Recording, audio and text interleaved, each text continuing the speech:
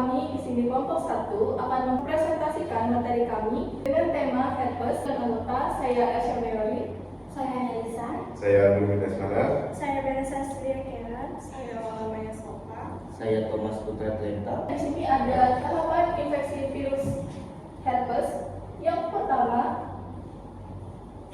ada absorpsi. Virus menempel pada permukaan sel inang melalui ikatan antara glikoprotein pada selubung virus dengan reseptor spesifik di membran plasma sel. Lalu selanjutnya ada entry atau penetrasi. Selubung virus menyatu atau fusis dengan membran sel inang, memungkinkan kapsid atau cangkang protein masuk ke dalam sitoplasma. Lalu yang ketiga ada capsid transport, yaitu kapsid diangkut melalui sitoplasma menuju pori-pori, nukleus atau inti sel menggunakan bantuan mikrotubulus sel.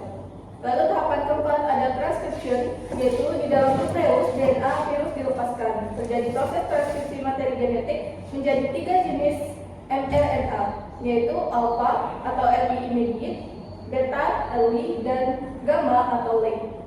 Lalu tahap kelima ada translation, yaitu mRNA keluar dari sitoplasma dan diterjemahkan oleh ribosom menjadi protein spesifik, yaitu alpha, beta, gamma protein.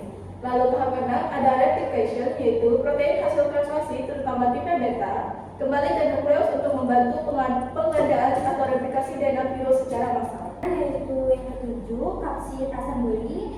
Protein struktural tipe Y masuk ke nukleus untuk merakit kapsid baru dan membungkus DNA virus yang telah direplikasi. Selanjutnya yang kedelapan, yaitu glycosylation.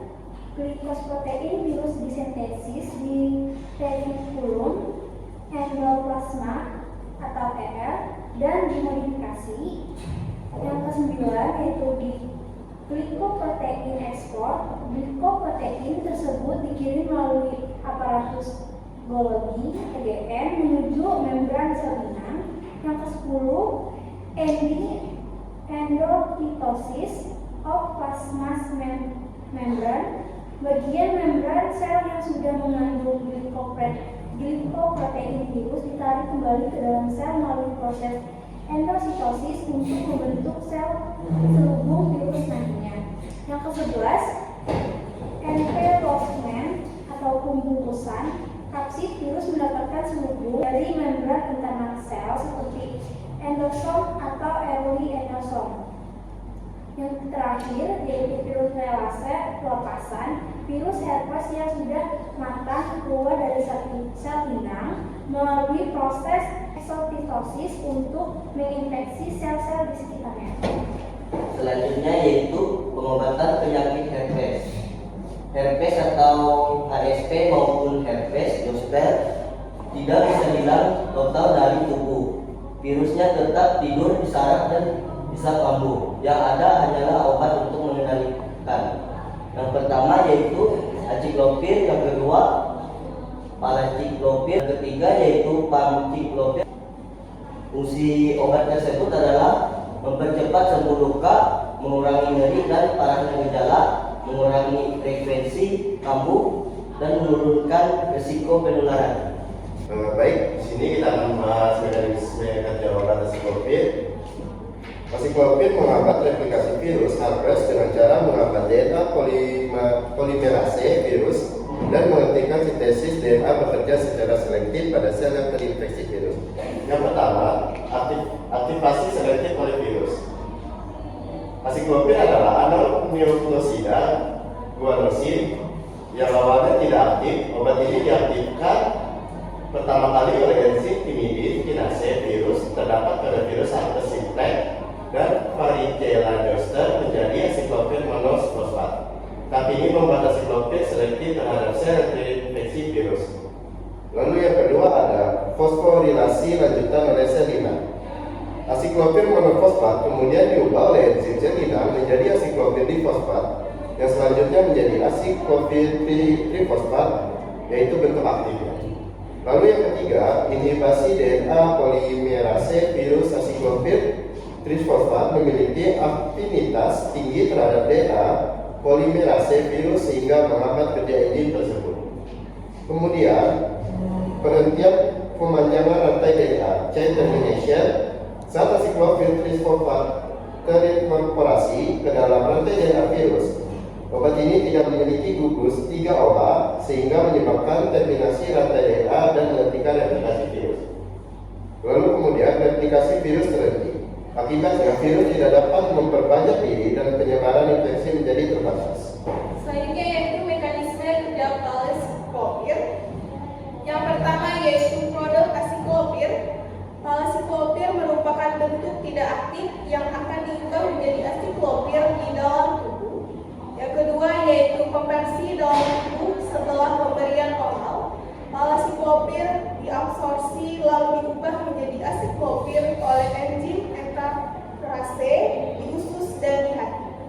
Selanjutnya yaitu fosforilasi dan oleh enzim virus. Asiklopir difosforilasi oleh timidin kinase virus sehingga lebih selektif bekerja pada sel yang terinfeksi.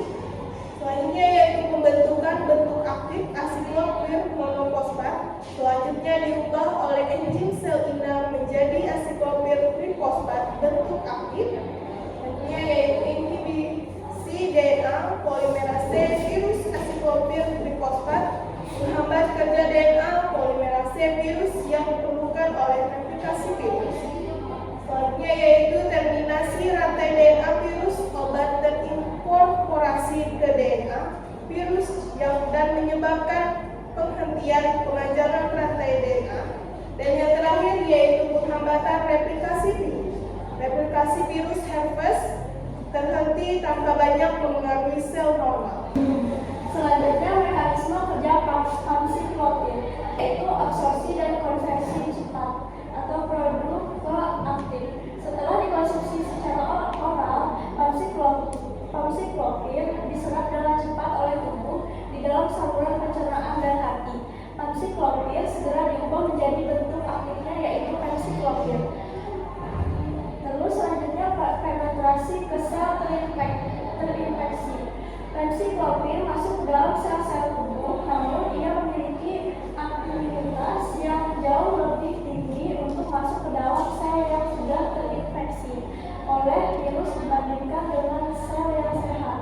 Selanjutnya aktivasi oleh enzim virus atau fosforilasi pertama di dalam sel yang terinfeksi. Enzim virus yang bernama timidin kinase atau tetra mengubah pensiklopir menjadi pensiklopir monofosfat.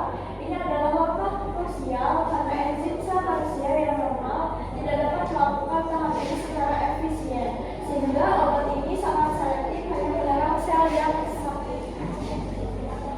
Selanjutnya fosforilasi lanjutan. Setelah menjadi bentuk monofosfat, enzim kinase dari sel inang manusia akan mengubahnya lebih lanjut menjadi pensiklopir trifosfat.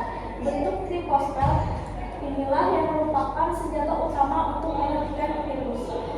Selanjutnya penghambatan DNA polimerase virus. Pensiklopir trifosfat bekerja dengan cara menghambat kerja enzim DNA polimerase milik virus. Enzim ini adalah mesin fotokopi yang digunakan virus untuk menggandakan materi genetiknya atau DNA. Selanjutnya penghentian replikasi virus. Pensiklopir trifosfat bersaing dengan molekul alami virus atau deoksiguanosin trifosfat untuk masuk ke dalam rantai data virus yang sedang dibentuk. Ketika pensiklopir masuk ke dalam rantai tersebut, proses pemajangan rantai DNA diganggu atau terhenti sehingga virus tidak dapat berkembang biak lagi. Baik, sekian presentasi dari kelompok 1. Atas perhatiannya kami ucapkan terima kasih. Bila ada kurangnya kami mohon maaf sebesar-besarnya. Terima kasih sudah menonton. Bye-bye.